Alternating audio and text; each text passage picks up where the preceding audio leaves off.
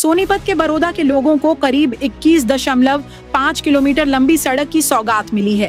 कांग्रेस विधायक इंदुराज नरवाल उर्फ भालू ने गोहाना के वाल्मीकि चौक से बरोदा के गांव रिंढाना तक बनने वाली सड़क के काम की शुरुआत की। करीब 15 करोड़ रुपए की लागत से बनने वाली इस सड़क में कई हिस्से सीसी और बाकी हिस्से तारकोल के होंगे।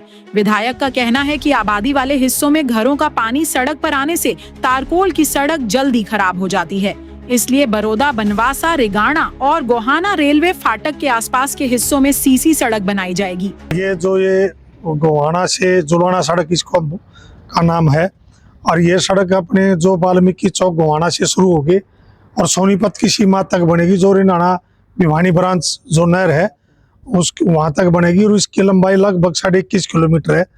इसका जो हमने पहले एस्टिमेट बनवाया था वो 24.5 करोड़ लगभग का बना था, लेकिन जब ठेकेदार ने टेंडर लेने का काम किया, जब टेंडर लगा तो एक कंपनी, जिस कंपनी ने ये टेंडर लिया वो 15 करोड़ 2 लाख में टेंडर लेने का काम किया और ये सड़क बड़ी अच्छी सुंदर सड़क बनेगी। और ये सड़क आपने स्टेट हाईवे, नेशनल हाईवे तो कहीं सीसी का कहीं तारकोल का दिखाई दिया हुआ, लेकिन ऐसी पहली सड़क होगी जो कहीं सीसी की होगी तो कहीं तारकोल की। अगर 21.5 किलोमीटर के इस टुकड़े की मैं बात करूँ, इसमें 4 किलोमीटर से भी कुछ पॉइंट ज़्यादा सीसी की सड़क होगी और बहुत अच्छी सड़क बनाने का ये काम करेंगे। नहीं, इसकी लागत आएगी 15 करोड़ 2 लाख। और इसमें जो जैसे बरोदा गांव है, बरोदा गांव में भी सीसी का बनेगा। गोहाना की जो रेलवे फाटक और जो यहाँ तक लगभग 1 किलोमीटर ये सीसी का बनेगा। फिर बनवासा गांव में जो आबादी है जितनी भी उसमें वो भी सीसी का बनेगा और फिर रिनाना गांव में भी लगभग 1 किलोमीटर का सीसी की सड़क बनने का काम करेगा, ताकि आपने पता कि गांव में पानी, जो घरों का पानी है, मकानों का पानी, वो लगभग लोग सड़क पर छोड़ देते हैं, जिसे तारकोल की सड़क लंबी नहीं चलती, इसलिए हमने इसे सीसी का बनवाने का काम किया। लेकिन सड़क की शुरुआत के साथ ही बरोदा की सियासत भी गर्मा गई। इंदुराज नरवाल ने गोहाना के मंत्री और बीजेपी सरकार पर निशाना साधते हुए कहा कि सरकार को सड़कों की असली हालत भी देखनी चाहिए।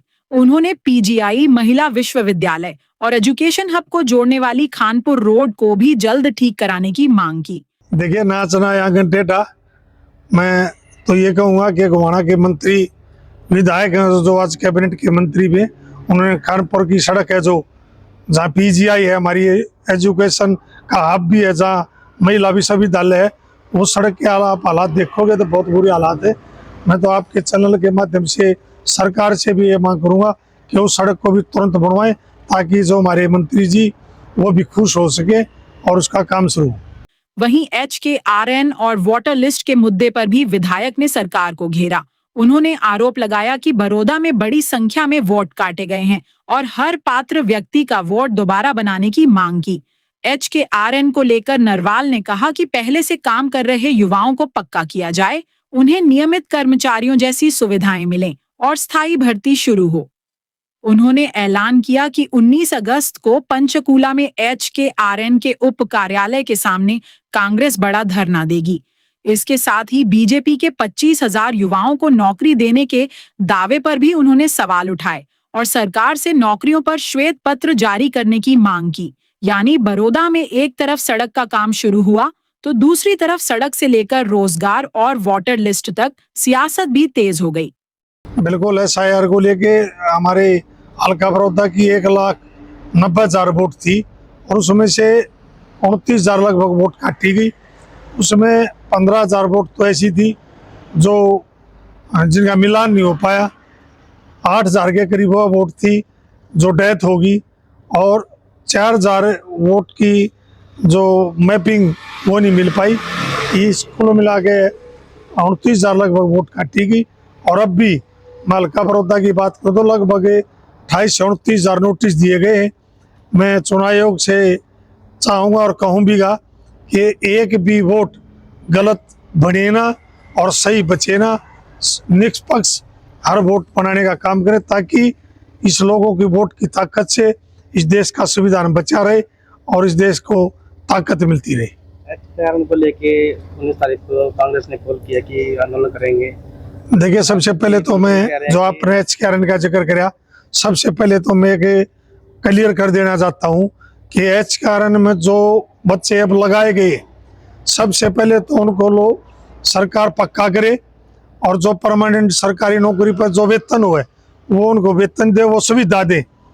हम ये चाहते हैं कि इनको पक्का करके आगे आने वाली जो भर्ती है वो परमानेंट स्थायी पक्की नौकरी लगाई जाए, और HKRN को बंद करें, ताकि हमारे हरियाणा प्रदेश के जो युवाओं का जो शोषण इस बीजेपी की सरकार ने किया है वो ना हो।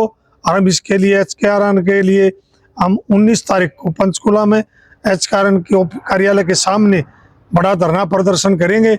और मैं हल्का बड़ौदा से सोनीपत जिले के सभी साथियों से कहना चाहूँगा कि आप साथी वहाँ जरूर पहुँचे। लेकिन बीजेपी के नेता तो कह रहे हैं कि बीजेपी ने जो वादे किए थे वो पूरा किया, 25,000 नौकरियां देने का काम किया है। देखिए, बीजेपी एकदम झूठी पार्टी है। इनकी नीयत अंग्रेजों वाली है, फूट डालो राज करो की नीति है। एक भी वादा इन्होंने पूरा नहीं किया। और 25,000 जो नौकरी की बात की, डी ग्रुप की नौकरी जब दी जा, जब तो हरियाणा प्रदेश के युवा, और जब बी और सी ग्रुप की जो नौकरी है वो हरियाणा प्रदेश के बाहर के युवाओं को देने का काम किया।